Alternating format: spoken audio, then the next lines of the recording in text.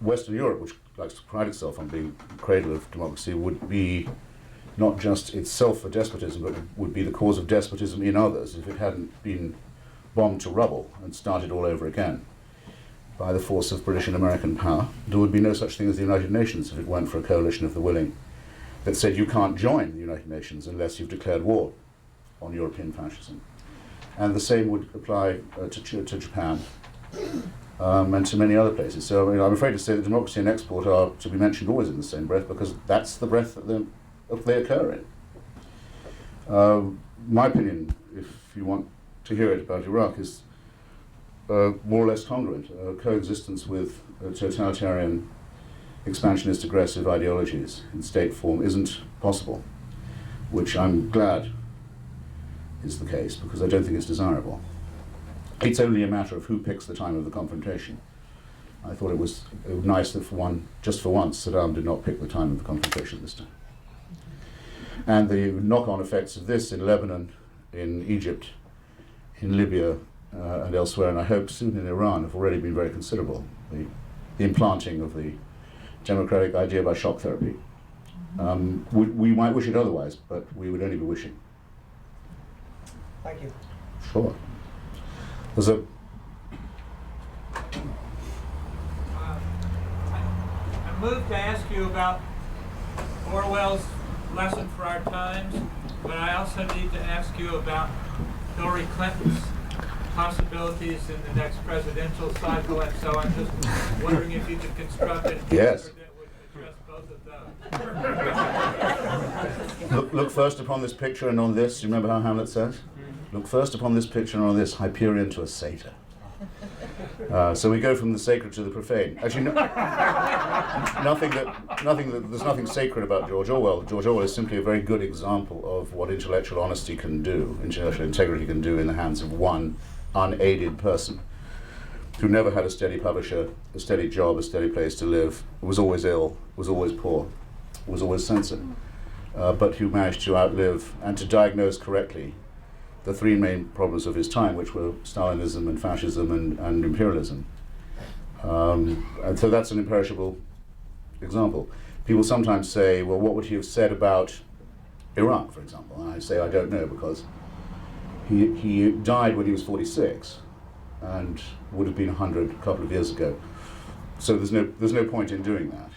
I'd love to, but I can't. I can tell you what he was said about Vietnam, because I know what he thought about European colonialism in Asia, and I've read it, I've looked it up, and it's very clear to me that he would have been against the Vietnam War. The neoconservatives say he would have been with them. On Indochina, he wouldn't. I can be pretty confident on the as-if in that case.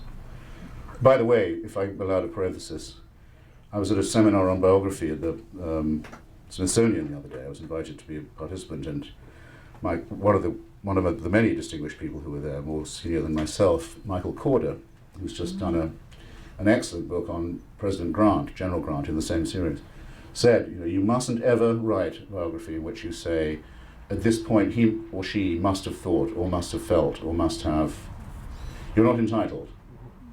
And you'll lose your integrity as a biographer, and you can't know it, and you shouldn't do it. And I thought, how right that is. I've nodded at that so many times. But, having just written about Thomas Jefferson, I don't completely agree with this anymore. Because I don't know anything about anything if I don't know what Thomas Jefferson thought and felt when he first saw Sally Hemings in Paris. I know exactly what he thought. I'm not a male or a mammal if I don't know what he thought. What he thought was, maybe for the first and only time in his life, man, there is a God. So no rules are iron, but this one is fairly inflexible. As for Mrs. Clinton, look, after all she's done for us and all she's suffered on our behalf, she feels she's owed the presidency. And, who could possibly disagree? Her life is meaningless if she doesn't get at least a shot. And one can only sympathize.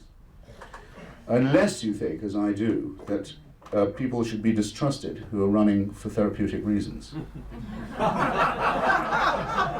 Because the presidency doesn't calm those demons, as her husband has already proved. Amply. But look, the reason why we have to think about it, and the reason why your question is a good one, is this. What else can the Democrats do? And if that's the case, what the hell shape are we in?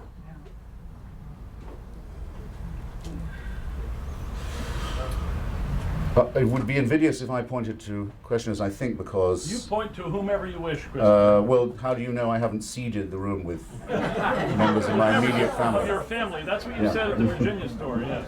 No, but he's not a member of your family. This chap right here. Sir? How has your perceived ideological shift affected your social life?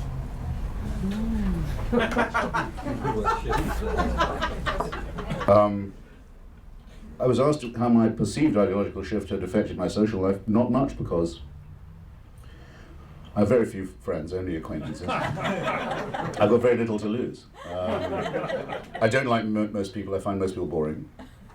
It's easy to turn one's back. I'm a cold fish. And when it comes to matters of life and death and of principle, I find it very easy indeed to quarrel with people. So I don't ask what they think of me. I sometimes wonder what, if they ask themselves what I think of them, but I'm at pains to tell them, to dissolve any doubt. So I sometimes wish I had a large family to fall back on. But I was never much of a family values person. So it's really very nice of people like Dennis to invite me out every now and then, so I can meet new people and socialize.